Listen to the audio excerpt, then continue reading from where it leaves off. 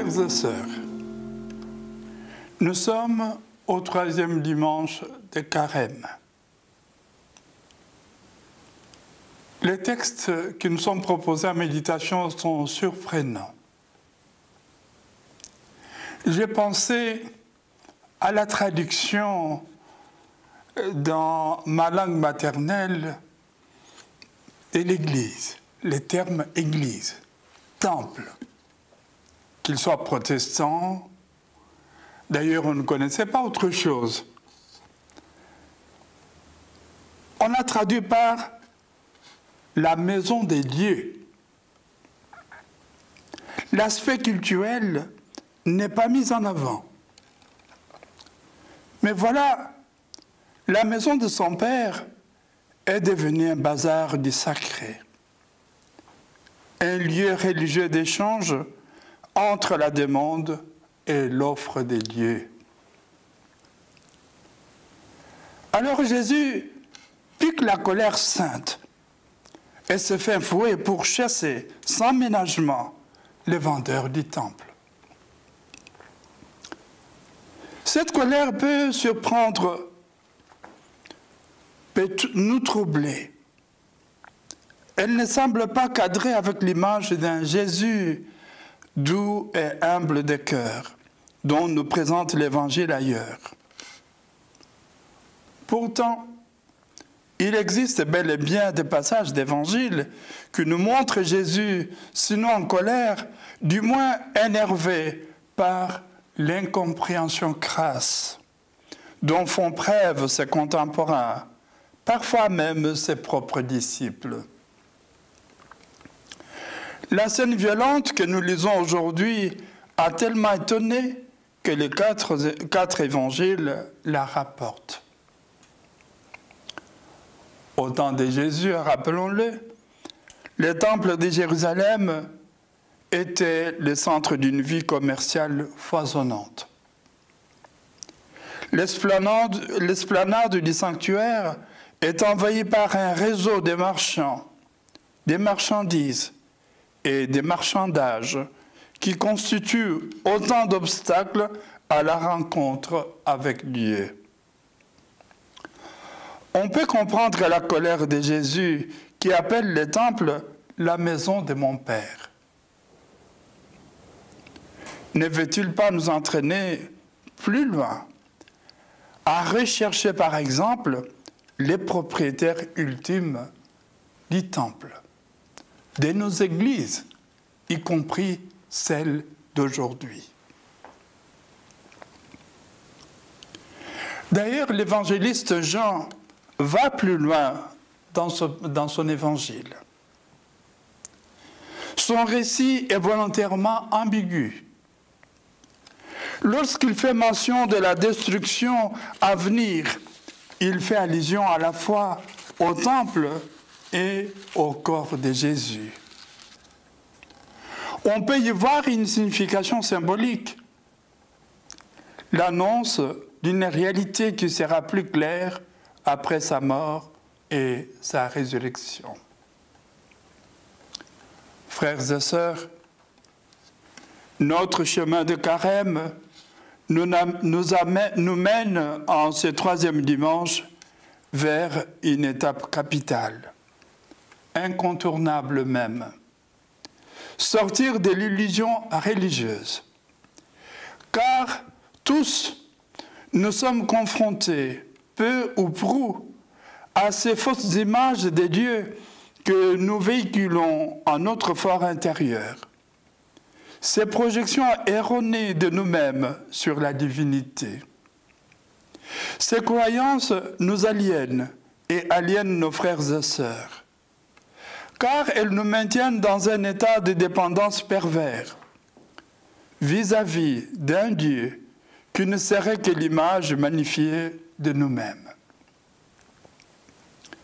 En chassant les vendeurs du temple, Jésus nous délivre de tout marchandage, de toute superstition, de toute conjuration malsaine que nous nous imposons et imposons aux autres.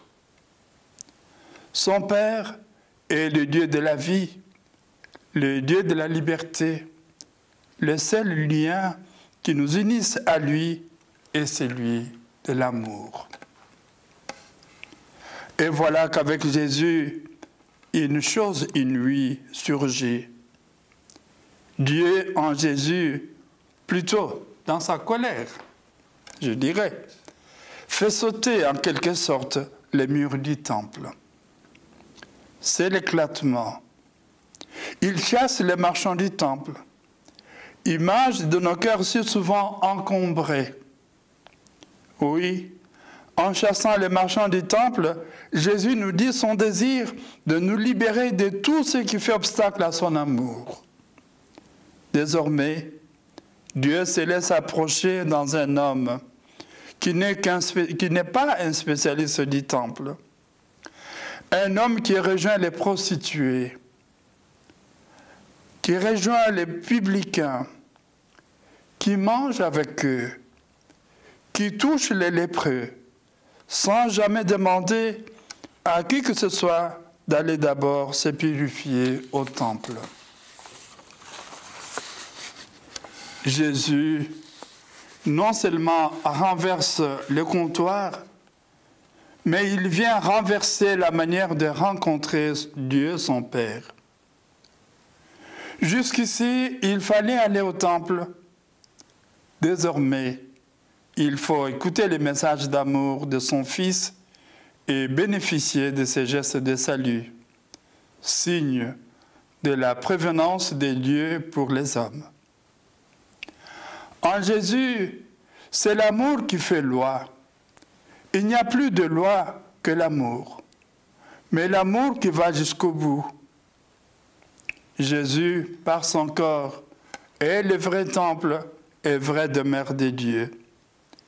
Désormais, frères et sœurs, en Jésus, nous avons libre accès au Père. Et du coup, nous devenons alors la présence de Dieu auprès de nos propres frères et sœurs. Immense vocation de tout baptiser. En sommes-nous conscients?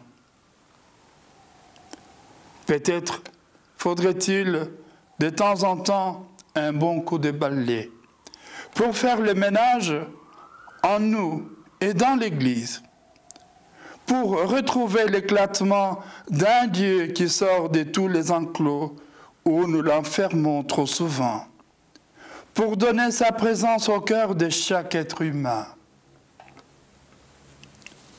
Frères et sœurs, l'évangile de ces jours nous éclaire et l'action de Jésus reste un signe, une tentative pour remettre la loi ainsi que les temples à leur juste place au sein du peuple. Jésus repousse à l'extérieur du cœur des croyants tout ce qui est marchandage, légalisme et tout ce qui est de l'ordre de la bonne conscience religieuse. Il nous rappelle opportunément par ce signe que la fidélité à la volonté et à la loi de Dieu ne se mesure pas en nombre de sacrifices, mais plutôt à la disponibilité de chacun et chacune à vivre et agir selon la charité. Désormais, le peuple témoin de la nouvelle alliance ne sera pas d'abord une nation, ni un temple, autrement dit, pas un système, pas d'abord une institution et un culte, il sera un corps, c'est-à-dire une humanité continuant l'humanité du Fils de Dieu incarné, un corps formé d'une multitude de membres et répartis sur toute la terre, dans tous les peuples, dans tous les milieux. Un corps pour se donner, un corps pour souffrir et pour ressusciter. Car les temples dont parlait Jésus, c'était son corps, nous disait Saint Jean ailleurs dans son évangile. Ce qui fait souffrir Jésus, c'est de voir la dégénérescence d'un lieu religieux, causé par une logique de marchandage du sacré, comme si Dieu pouvait être acheté. Dieu, notre Père, n'est pas un fonctionnaire à corrompre, ni un vendeur à faire taire par une abondante donation. D'un Dieu lointain et à plier à notre volonté par des sacrifices et des prières, nous sommes appelés à aller au Père qui nous aime et anticipe tous nos désirs. C'est cela la vraie conversion en ce temps de carême. Amen.